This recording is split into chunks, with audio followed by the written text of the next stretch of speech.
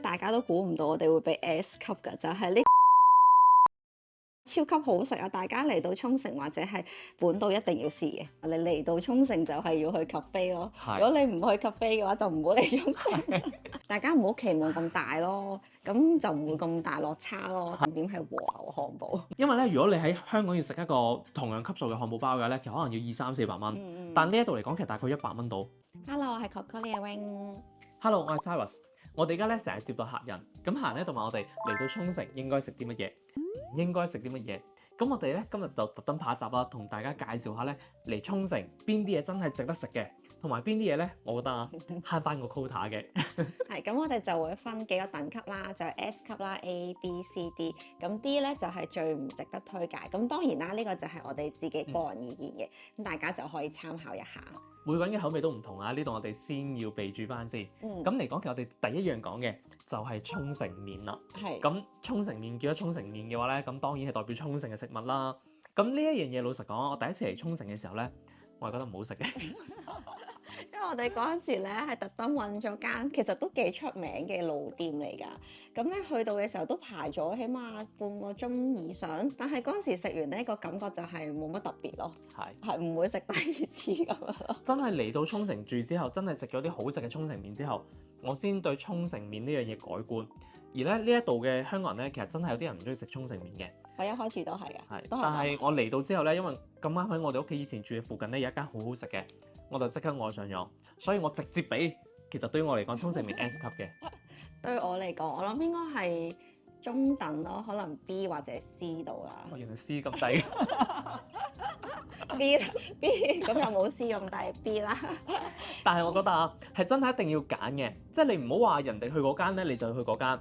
其實你要揀自己嘅口味啊，其實最緊要。因為咧普通嘅沖繩麵一般嚟講係柴魚高湯嗰個口味嚟嘅，就相對上清澈同埋係甜少少嘅。但係嚟講，其實香港我發覺好多時其實都係中意食豚骨湯啊、貝出汁啊、蝦汁啊，或者甚至乎係雞白湯啊呢啲。咁其實食咗呢啲之後咧，其實你就可能會改觀咯。所以其實真係要揀嘅。如果大家真係有興趣想食好食嘅沖繩麵嘅咧，都可以留意我哋之前拍過一集，就係沖繩麵嘅5選嘅。另外咧，想同大家講翻咧，soba 咧其實係唔等於本島嘅呢個蕎麥麵啦。咁沖繩麵咧其實係用小麥去做嘅，所以咧個麵質係會有少少唔同。去到另一樣咧，同沖繩麵咧好有關係嘅，都係麵，大家都係麵啦，就係拉麵啦。咁如果日本嚟講，其實我覺得係 S 級，但呢一度嚟講，其實我覺得只不過係大概 A 級。差唔多，因為我自己個人就唔係特別好拉麵呢樣嘢嘅，所以咧，如果喺沖繩一開始食拉麵咧，我覺得沖繩嘅拉麵都係麻麻地，都係大概可能 B、C 呢個個人口味啊，不過係因為真係比較偏濃味啊。我覺得係有好食嘅，只不過佢冇本島咁好食啫。係，佢唔會咧本島食完嗰啲拉麵咧係會有係啦有叮嗰下，但係呢度暫時冇邊間係有嗰下咯。OK 嘅，不過不失啦，係啦，即係相比香港嚟講，其實差唔多水平啦，即係我自己覺得啊，係啦。咁至於另一樣嘢，反而我係好中意喺呢度食嘅係煎麵。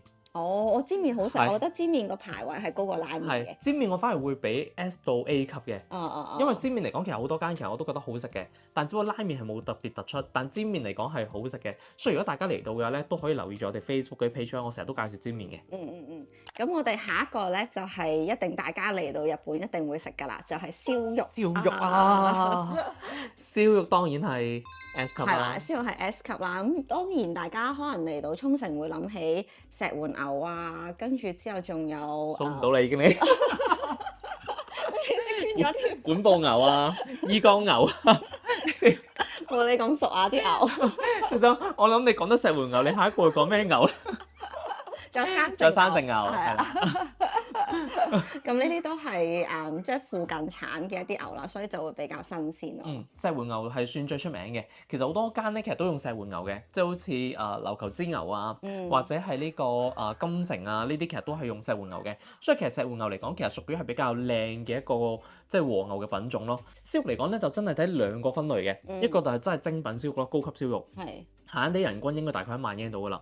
咁嗰啲嚟講，其實就真係高級好食嘅，即係我自己覺得好食嘅，真係嘅。即好似我自己最中意食嘅就係本部牧場啦，同埋呢個琉球之牛啦。咁呢啲又真係相對上比較肥膩啲嘅，係啦。我自己咧就偏向中意食呢個炭火啊。咁嗯炭火燒嘅燒肉咧係比較香口啦，同埋冇咁有油膩感啊。咁啲油通常都會走咗啦走咗，係啊。咁呢個就係我中意食佢嘅原因咯。至於另一個類別嚟講，其實就係即係燒肉放題。咁呢一個類別，如果大家嚟到嘅咧，就唔係求真係最高質素噶啦，就係求性價比，食得開心，即係唔使睇價錢任食嘅。咁所以嚟講，其實如果大家嚟到嘅話咧，如果真係追求肉質嘅話咧，我就建議你食精品燒肉就會好啲啦。講完呢個燒肉咧，下一個咧當然就係亞古豬啦，因為呢個其實都好多人問我哋，究竟亞古豬值唔值得食啊？呢度講嘅亞古豬咧就集中講亞古豬嘅 shabu shabu 咯，係啦。因為其實除咗 shabu shabu 之外咧，亞古豬仲有好多唔同嘅即係做法嘅，係啦。咁但 shabu shabu 嚟講嘅咧，即係要介紹翻，係因為佢用清湯嘅，先落昆布，然之後再落一啲蔬菜，然之後再落一啲豬肉。其實佢本身係冇乜特別嘅調味嘅，所以就淨係食食材嗰個鮮味咯。咁有啲人嚟講唔中意食淡嘅咧，你中意食慣四川麻辣火鍋啊，然之後沙爹火鍋，你食呢啲咧你就覺得真係淡而無味嘅，所以就真係見仁見智啦。但係呢度嘅亞古豬咧係真係冇臊味嘅，係好鮮甜嘅感覺，即係你可以 keep 住食都唔會覺得好油膩咯。亞古豬嘅 shabu shabu 嚟講，其實如果我俾嘅話咧，我就會俾 A 級嘅，因為我本身份人係食清淡嘅，所以我都係 OK 嘅其實。我都覺得係 OK，我都會俾 A 級嘅呢個。至於下一個去到嚟講就係呢個魚生刺身壽司類啦。咁呢一個類別咧就真係最尷尬啦。係。因為喺日式食品裏面，我會將佢排到係最低嘅。我記得上次北海道食真係好好食啊！但係咧，你話嚟到沖繩咧，係食唔到嗰種好肥美、好鮮嗰種感覺啊。係啊。係啦。因為咧去北海道嘅時候咧，哇！又大件，食落去嚟講其實油脂又夠豐富喎，仲要咧去連鎖嘅鋪頭食都係好食嘅。係。但呢一度咧其實真係啊，我覺得魚生壽司刺身咧，大家唔好期望咁大咯，咁就唔會咁大落差咯。大家可以去，即係可能有幾個魚市場嘅，大家就當係一個體驗咁樣去會好啲嘅，係啦。因為嚟講，其實沖繩咧雖然四周圍都係海，但海水嘅溫度暖，令到啲魚獲咧其實佢唔係話特別肥美嘅，所以就麻麻地啦。即係如果你問我嘅話啦，我只能夠俾 B 啊，係啦。我都差唔多。跟住之後咧就去到串燒啦。串燒嚟講，我自己覺得咧又唔算特別突出嘅，即係屬於中規中矩咯。即係如果你問我嘅話，我就會俾大概都係 B 到 A 嘅級別度嘅。我都差唔多，因為我仲未食過啲好好食嘅串燒啊。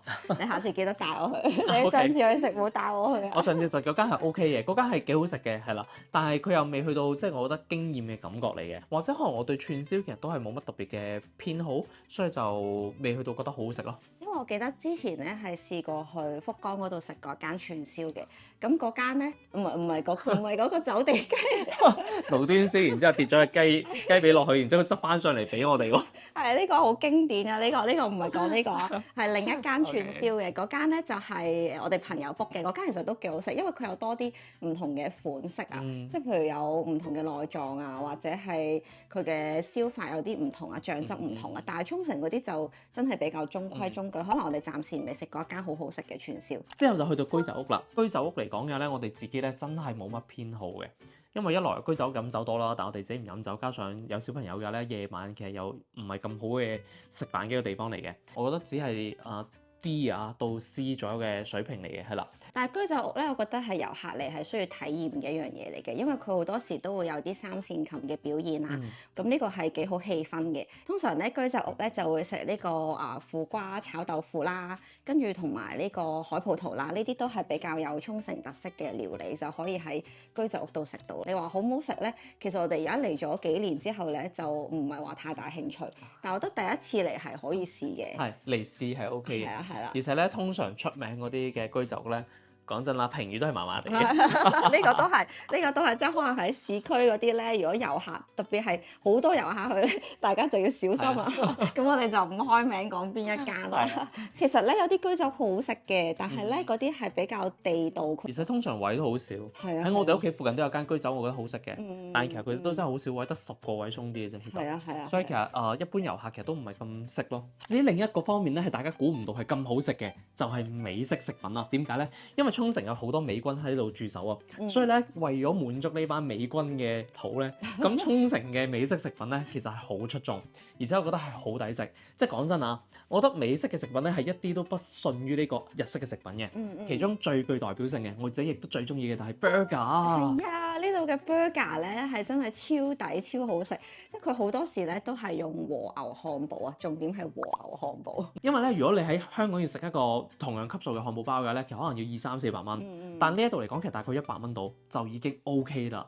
而且我自己好中意食一間將軍漢堡喺我哋民宿附近嘅，嗰間係攞過日本第一嘅，嗰間真係好好食啊！美式漢堡嚟講，相對上佢乾身啲嘅，但佢用咗日本和牛之後咧，係真係勁多汁 juicy 嘅，所以其實真係好食。加埋佢啲美式醬咧，其實真係 S 級。同埋大家嚟沖繩之前做功課咧，都會留意到啦，有間 A.W 嘅漢堡包好出名啦，同埋一間 G.E.F 苦瓜漢堡啊都好出名啊！呢兩間咧，其實咧我哋係有食過嘅，但係你話係咪真係好好食咧？又未至於話好好食，不過我覺得係可以試，我自己覺得係可以試啊！我強烈建議大家唔好浪費 quota。佢係麻麻地 A.W 嘅，但係我覺得 A.W 就還好，因為佢嗰個環境咧、情懷咧係好美式啊！但如果大家想追求味道咁去體驗嘅咧，絕對唔好留翻個 quota 食好食嘅漢堡包啦。同埋咧，呢一個苦瓜漢堡我覺得係幾特別嘅。你諗下，認佢啊，呢個人都幾特別。你就知道，其實特別唔係一個對食物好嘅形容詞。咁至於另一樣嚟講，其實值得推介嘅就係呢個 cafe 啦。我覺得沖繩 cafe 咧又係一絕嘅，其實。因為咧沖繩 cafe 嚟講嘅咧，佢有夏威夷風情啊，加上沖繩呢度海靚風景靚，所以其實 cafe 我都會俾 S 嘅。我都係俾 S 級啊，因為沖繩嘅 cafe 咧係好悠閒啊，你嚟到沖繩就係要去 cafe 咯。如果你唔去 cafe 嘅話，就唔好嚟沖繩。